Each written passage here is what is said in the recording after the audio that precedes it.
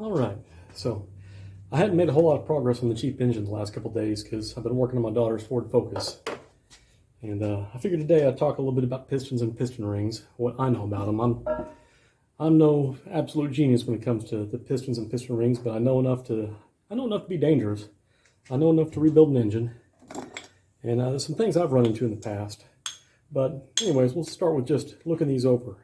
When I took these out, I did stamp them. This is the number 4 rod and piston.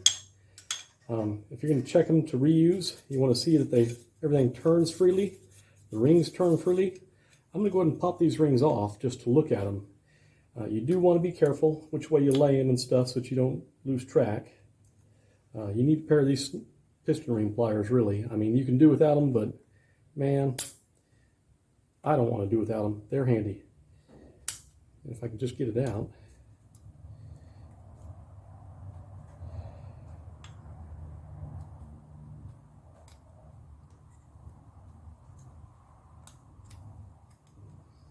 Okay, so I'm going to lay them the same way that they came out so I don't mess them up.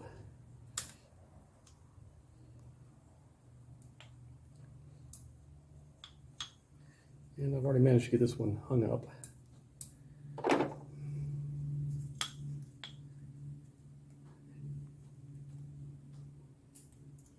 Really easy to break these if you're not careful. Okay, there we go, got it out.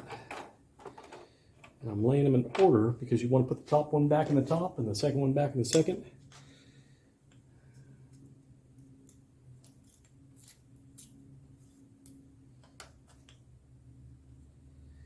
A lot of people talk about when you install rings, how you want to install them.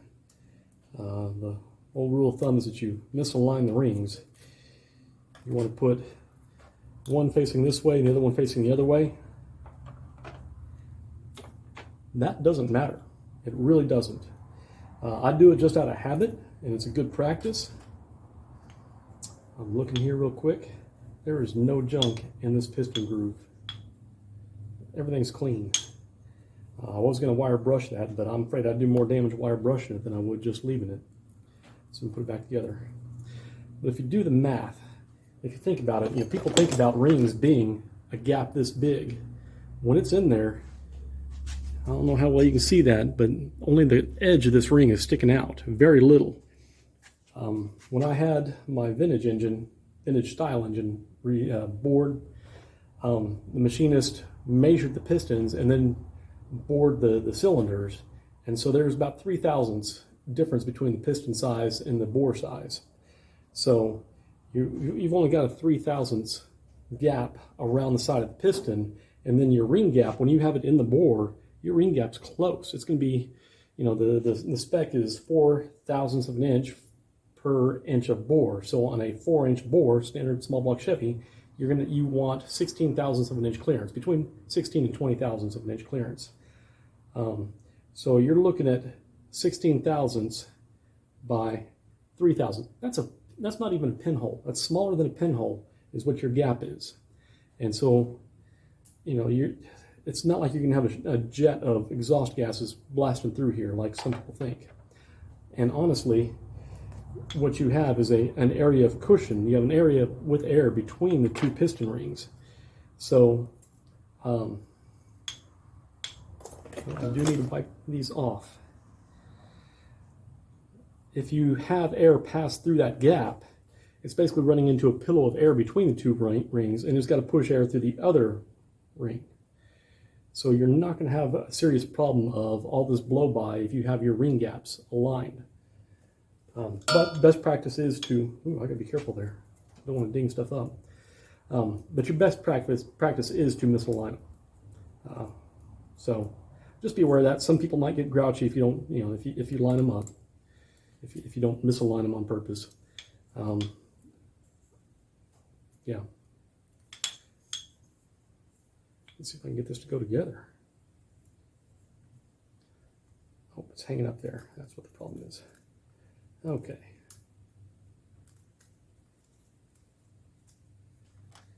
So I've got that ring on that gap on that side. I'm gonna put this gap on the other side for giggles. in lulls. It doesn't really matter. This is your oil control ring anyways.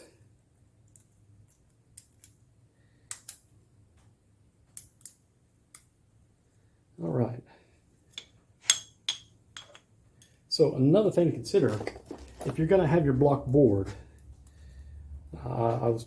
there was a guy talking the other day about how he took his block board and the machine shop didn't bore it. They just basically set it in the corner, and when he contacted them asking if it was done, they said, well, you never brought us the pistons. And that's actually a sign of a good machine shop in some ways. The lack of communication wasn't good, but you don't want a machinist who is just going to bore your engine 30 over because you asked him. You want a machinist who's going to wait for the pistons to bore the engine. On my vintage style engine here, I should probably show that here in a minute. When I had the engine bored, I took the machinist a set of pistons to go along with it. And he measured the pistons before he installed them, and the pistons came from the factory exactly 30 thousandths over. So if you bore the bore, let me clarify that. The pistons were exactly 4.030 inches. So if he had bored my 4-inch bore out 30 thousandths and tried to stuff those pistons in, they wouldn't have gone. There had been no clearance for the pistons. And he'd been seeing where the manufacturer had been making things just a little bit large recently, but it's his standard practice is to measure the bore before he puts before he bores the block. And so whenever I went to put the piston rings in, I actually did the math on this a little while ago. Let me get this in here, and I'll go over the math. It changed my piston ring end gap, and I was coming up with a piston ring end gap that was larger than spec, and I was kind of frustrated by it until I went and talked to the machinist, and we did the math and figured out that yes, it was still acceptable. I had 6 thousandths extra ring gap. If you have a 430 bore, a 430 bore has a 2.015 inch radius. Radius is halfway across the circle, diameter is all the way across, and the formula for circumference is the radius times pi, 3.14. So your distance around the outside of the piston is 6.330 inches. Man, I've been out of school too long. The formula for the circumference of the circle is 2 pi r.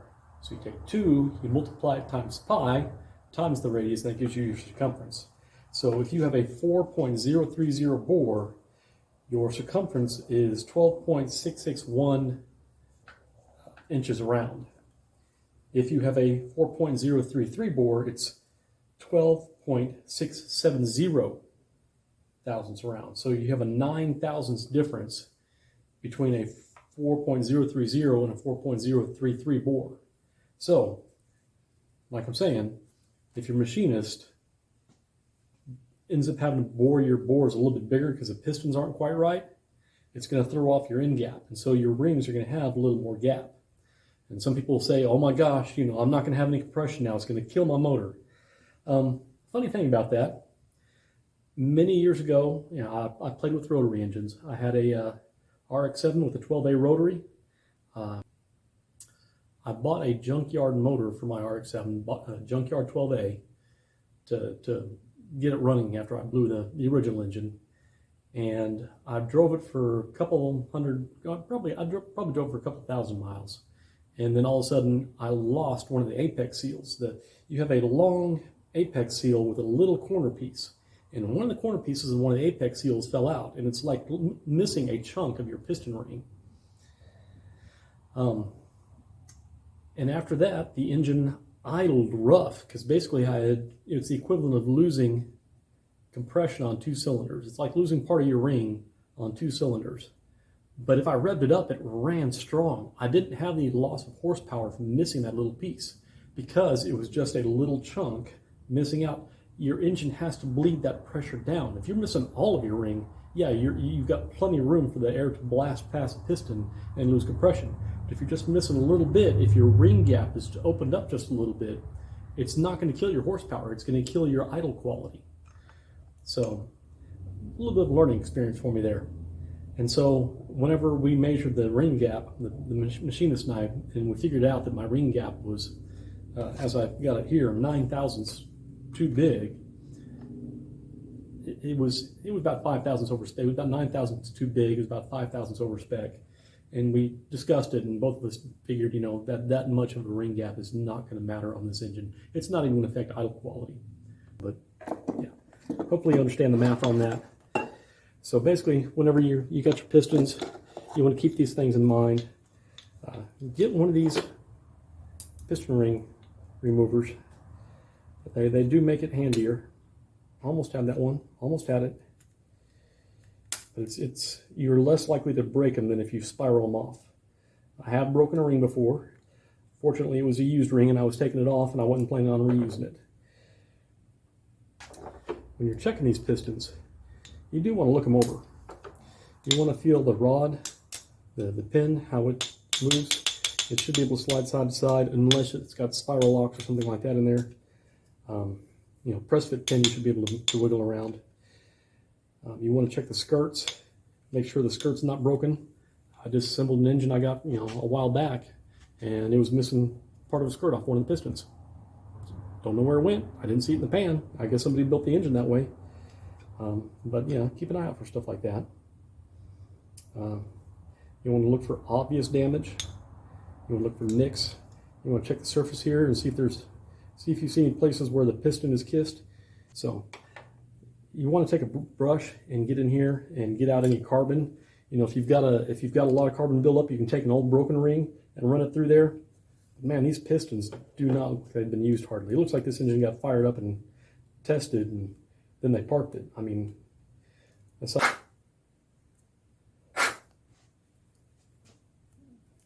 tell you, when you can blow off the carbon that's built up on a piston, that really tells you something. Let's see, this is piston number 3. Normally I would have this in solvent tank, and I'd be going at it with a wire brush, cleaning all this junk out of the grooves. I'm amazed. There are deals like this out there. You just got to hunt for them, look for them. I picked up a transmission for Roscoe the other day. I got a 4L80E for $400. My secret? I looked on Facebook Marketplace, and I've been keeping an eye open for a transmission. The guy had a transmission, had been on sale for a month, and nobody talked to him about buying it. And it's an earlier 4L80. I don't know if people were just hoping to find a later one. I don't know. But I'm not picky. I need something for Roscoe that'll hold up to towing. Look on Facebook Marketplace.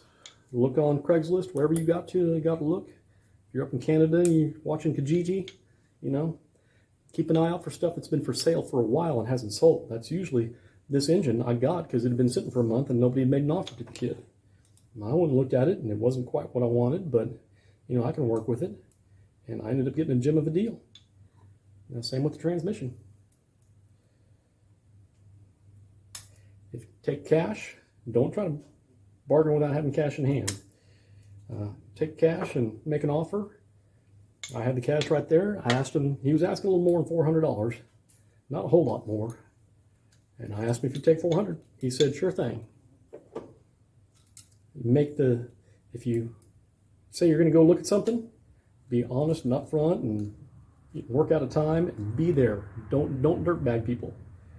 Be there with money when you say you're going to be there, and you can pick things up for a bargain. I have a go-kart that I've kind of been playing with the last couple months. The guy had it on the marketplace. He had just put it on that day, and he was asking a really low price. And I had the truck, parked out front, easy to get to. I called the guy, or I messaged the guy, and he said, well, I've got another guy who's coming tomorrow. He's willing to pay me more if I hold it for him. I told him I've got cash in hand today, I've got my truck ready to go, and my wife gets home from vacation tomorrow. He said, come get it. The other guy's probably going to flake. I don't know if the other guy was a flake or not, but I snuck it out from under him because I was ready to go that day. Be ready to move when you see a bargain. Hopes and dreams and hoping you have enough money in a week, and that doesn't work. You gotta do some work ahead, stash some money, save it up, so that you can walk right in with cash in hand and pay the seller. That's how I get bargains. So anyways, that's kind of what I'm going to do with the rest of these Pistons. I've got 6 more to go. I was planning on showing you a little bit more about how to clean these, but I really don't need to. And honestly, if I were going to have the machinist recondition these, I would pop the rings off and I would take them to, I would rinse them off, knock the muck off, but I would take them to him like that and let him recondition them. You know, they'll put them in the vat and they'll clean them up, they'll inspect them, all that. I'm not going to have the machinist recondition these rods and the Pistons. They're brand new. So I might, I was thinking about cleaning up the castings, but you know, honestly, I can't even feel this. I can see some stuff there. There's a little bit of a ridge there.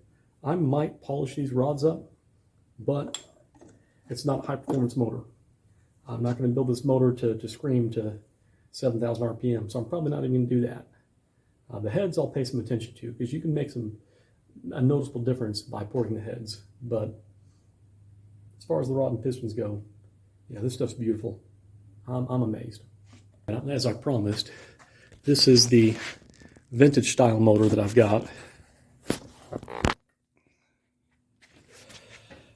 Now, this is the original engine out of Way Cool Jr. And it's a TBI block with TBI heads. I put a old Edelbrock C3BX intake manifold on it. It's got a Carter carb off of a boat. Got some reproduction Corvette ram horns with a 2.5-inch outlet. Put a V-belt drive on it. And I'm just, playing around with this. I need to fire it up here sometime in the next couple days. I'm kind of nervous about firing it up, You build a motor and that first fire, you're just always nervous. But I'm confident it'll run good if the cam breaks in fine.